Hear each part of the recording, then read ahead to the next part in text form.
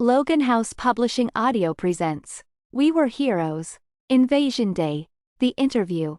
By J.R. Logan. The Pig Iron Interview. National Hero Magazine, 2020. Meeting my childhood hero on the 20th anniversary of Invasion Day. By Martin Scrivener, National Hero Magazine correspondent. I left California to fly to Toledo, Ohio. It was my first time in this part of the Midwest. Once on the Lake Erie shore, a ferry ride took me to South Base Island and the village of Put-in Bay. I came to this small island community to interview a hero, Pig Iron. He's now retired and lives near the beach with Mary, his wife of 40 years. Pig Iron is a hero I grew up idolizing, and the memories of him as the strongest on earth are still fresh. The man I remember is 7 foot, 3 inches tall, with a mass of sinew and muscle, an estimated physical strength 22 times that of a trained athlete, and he weighed 1,200 pounds. History would remember him as the peak of human development, and he originated the baseline's nickname of the Heavy. Pig Iron served 20 years on Lake Force's Alpha team out of Cleveland, Ohio, and 5 with the U.S. national squad. I met Pig Iron on his back porch as the surf of Lake Erie washed up on the beach. Cumulative damage from violence and arthritis had left him with a bent gait. I witnessed my childhood hero use a walker to get around, which startled me. In his advanced years, his weight has dropped to 700 pounds. This man looked nothing like the hero I had known as a child. But hearing that deep voice. This was Pig Iron. For this interview, I wanted to ask what he remembered from August 11, 2000, and the upcoming 20th anniversary of Invasion Day. National Hero Magazine. Why did you become a hero? Pig Iron. Oh, back in 1983, my sophomore year at Great Lakes United. I tested stronger than our trainer Mr. Long. He was a high-tier baseline and had been on the national squad in the 70s. He showed me my natural talent and that I could become a professional hero. That was a new thing back then to choose to be a hero. Before, you had powers, and something forced you to act. You fell into it, and nobody considered being a hero a profession. National Hero Magazine. In the 80s, the hero schools were new. What was it like being one of the first? Pig Iron. Back then, the hero schools were not in a national program. Only Great Lakes United in Upper Michigan and the Northeast School for Special Children in Maine existed. They were more like independent trade schools. Both are out in the middle of nowhere with kids from all over the country crammed into bunkhouses. Great Lakes ran like a work camp to keep us busy. The teachers were Vietnam vets, all baselines, and super soldiers. Those men influenced the hero movement like nothing we saw after. National Hero Magazine. Shouldn't the returning veterans from the Boer War have a similar influence? Pig Iron. The schools are now part of a national system with career teaching staff, like public schools. The growth and demographics from the 80s are not happening today. The children are getting a good education, but it's not the world I grew up in anymore. National Hero Magazine. Where did you get the name Pig Iron? Pig Iron. That name was a marketing decision by the Lake Force public relations team. I worked in Cleveland, and there was a tradition of steel production. Before that, they called me Tiny. It's good we changed the name. National Hero Magazine. The iconic photograph of the flagpoles in the ground at Millennium Park. What can you tell me about that? Pig Iron. That's the end of the story, Martin. National Hero Magazine. You're right. Let's go back. What was the national squad like back in the early 2000s? Pig Iron. I had only been on the national squad a week before the invasion. Before that, I had been part of Lake Force Alpha for 10 years, and before that, a college team named Charlie Horse. The big difference is the national squad had a general manager and a head coach with assistant coaches. They organized offensive and defensive teams and a few special teams. So the squad is run like a sports team. The GM or the head coach can cut you anytime.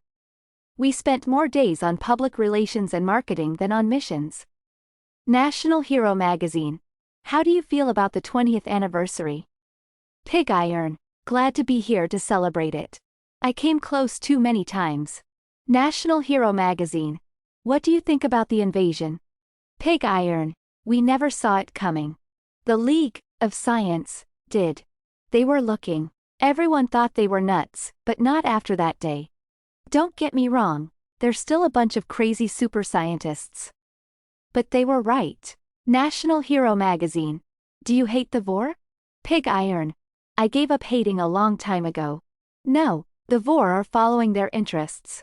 But I believe in the League's policy of tit for tat. National Hero Magazine.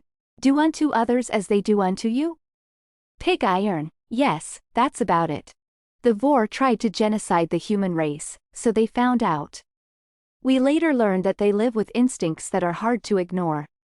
The other races of the galactic community all live by the same tit for tat. They also smack down anyone that gets too big for their britches. Our meeting with the Vor was the best case for first contact. National Hero Magazine. How could that be our best case for first contact? Pig iron. The others would have wiped us out. The galactic community will eliminate you if you can't stand up for yourself. By stopping the Vor as we did, humanity proved a right to exist. If only a natural right, and that killing us off would be difficult or risky. National Hero Magazine. How did you learn of the invasion? Pig iron. I was on standby with a reaction force at Joint Base Andrews in Maryland. That's normal for the National Squad. I was with Glowworm and Lacey Speed. Day-to-day standbys are uneventful, and we plan to shoot pool till lunch.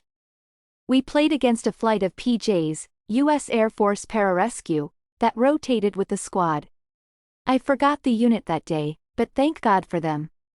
National Hero Magazine. What did Pararescue do that day? Pig iron. They kept people alive, heroes, civilians, and even a few villains. A tank or a bulldozer can replace me. PJs are invaluable on the human scale. That first hour we dropped into a public housing high-rise in Manhattan. The Vor attacked population centers with high density. They're insects and attacked what they thought was our hives. I came down the stairway to smash the warriors, followed by the PJs. The apartment doors were too small for me to fit, at least for fighting. So I stayed in the hallway while the PJs' room cleared. They're not just medics. PJs are special forces, but we're undergunned. The old M4 carbine and 5.56 NATO cannot stop the Vor. You need a battle rifle chambered in 7.62 NATO. The PJs figured that out in the first room. But they kept going, mag dumping all the way. I became a mule running the stairs. Survivors went up, and ammo and supplies came down. National Hero Magazine. Would you say we were unprepared? Pig iron. The police, military, and heroes were unprepared. The super scientists champed at the bit to cut loose on the Vor. The rest of us were a sideshow. National Hero Magazine. New York has the largest concentration of heroes on the planet. How was it a sideshow? Pig iron. Days later, I saw the aftermath of the time vault that opened in Boston. The clockwork spiders that came out hand-sliced the Vor to ribbons.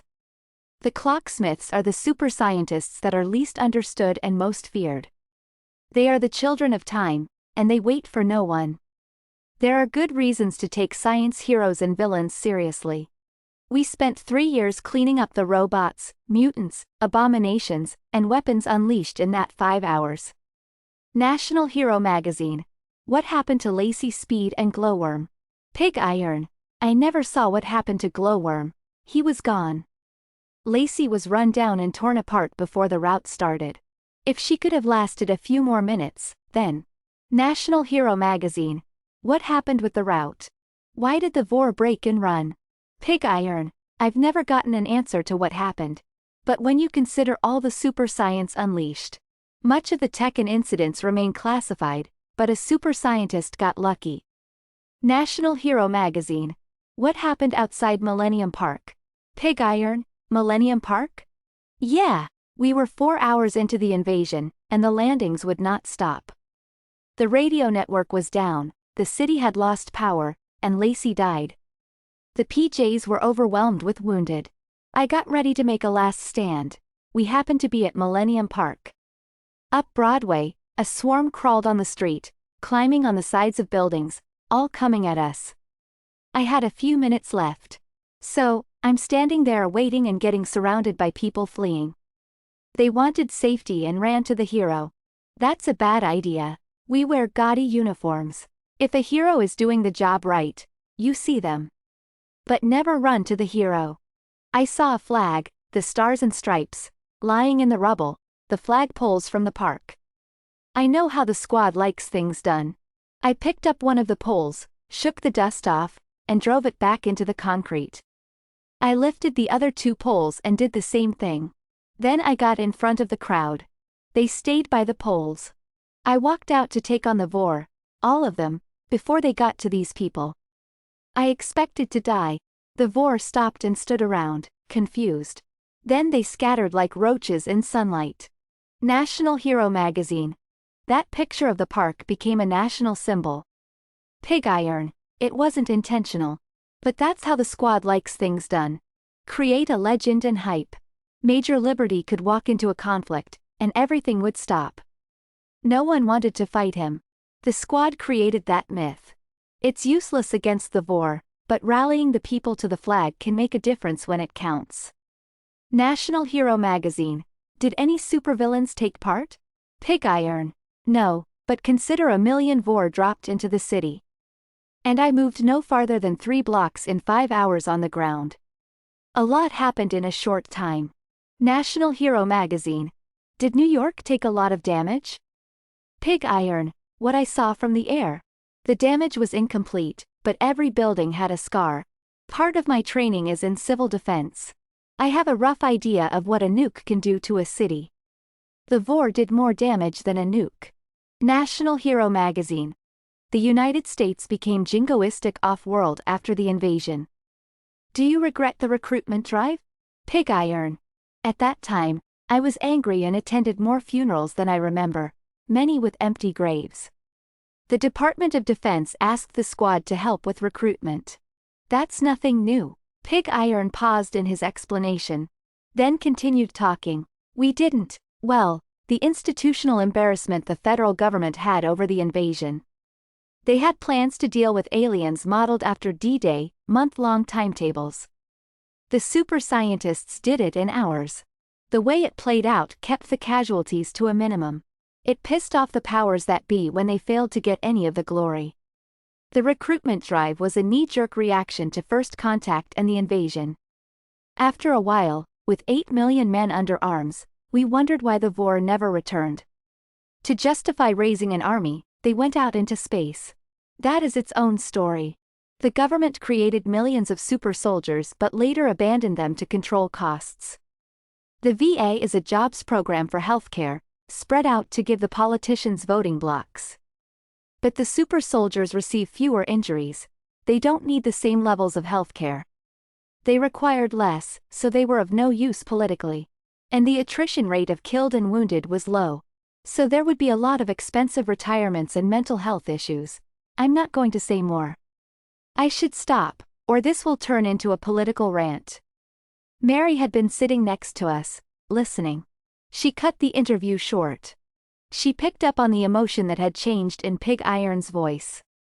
At this point, I felt I was intruding on the man's peace. I said my goodbyes and returned to the ferry for the trip across the lake.